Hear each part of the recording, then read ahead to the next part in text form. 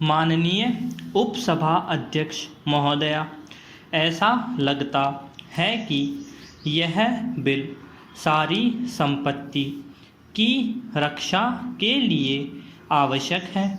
मैं समझता हूँ इसमें दो राय नहीं हो सकती कि इस सारी संपत्ति की समुचित रक्षा करने की व्यवस्था की जाए, लेकिन इस सरकार का जो व्यवहार है और जिस प्रकार का आचरण है और जिस तरह से सरकार ने पहले राष्ट्रीय सुरक्षा अधिनियम और उसके बाद आवश्यक सेवा अधिनियम लाकर उसका दुरुपयोग किया है, इस सारे आचरण को मद्देनज़र रखते हुए इस बिल का अधिकार जो सुरक्षा बल को दिया गया है वह उचित नहीं मालूम पड़ता।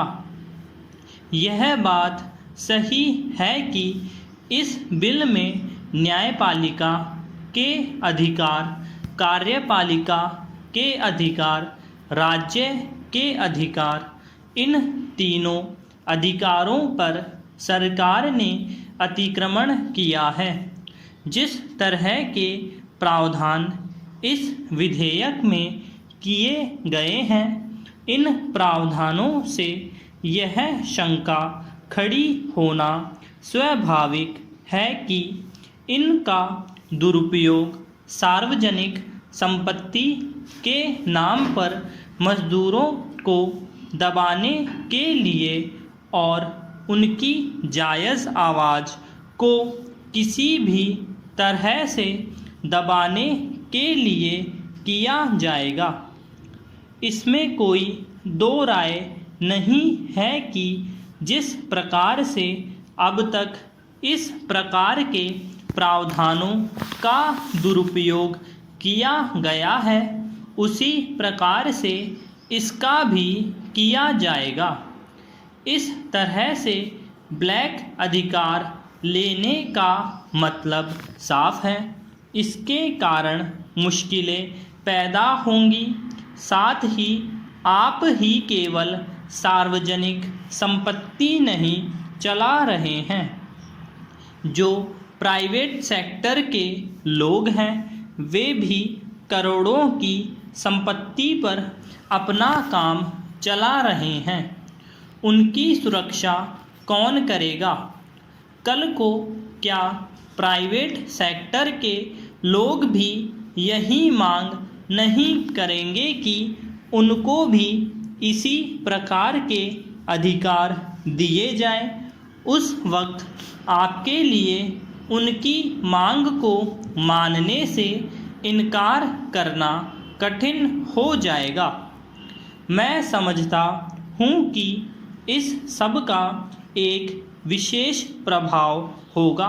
पैरा महोदया, आप जानती है कि संपत्ति की रक्षा ईमानदारी से होती है, कर्तव्य पालन की भावना से होती है और निष्ठा से होती है।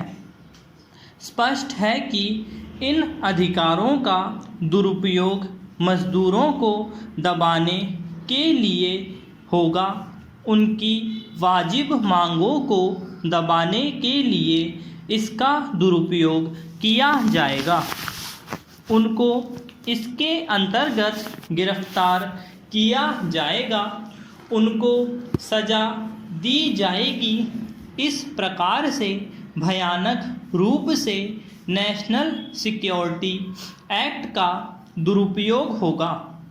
अगर आपने अब तक आवश्यक सेवा अधिनियम का दुरुपयोग नहीं किया होता तो हम मान लेते कि एक एक्ट का भी दुरुपयोग नहीं होगा, लेकिन हमारे सामने अनेक उदाहरण हैं। आप यहाँ पर जो भी कानून लाते हैं उनको असमान बताते हैं, बहुत पवित्र बताते हैं और यह भी कहते हैं कि हम इन कानूनों को ईमानदारी से ला रहे हैं, लेकिन उनके पीछे जो भावना रहती है वह बहुत गंदी रहती है।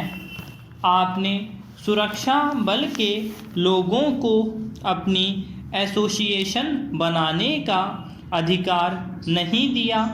उनकी जो शिकायतें होंगी, उनकी जो परेशानियां होंगी, उनकी सेवा शर्तों में जो कमियां होंगी, उनके संबंध में वे कहाँ जाएंगे।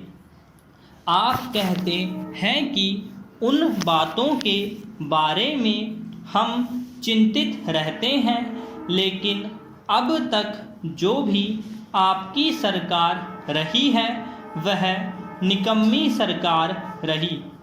हमारे एक मित्र ने तो यह तक कहा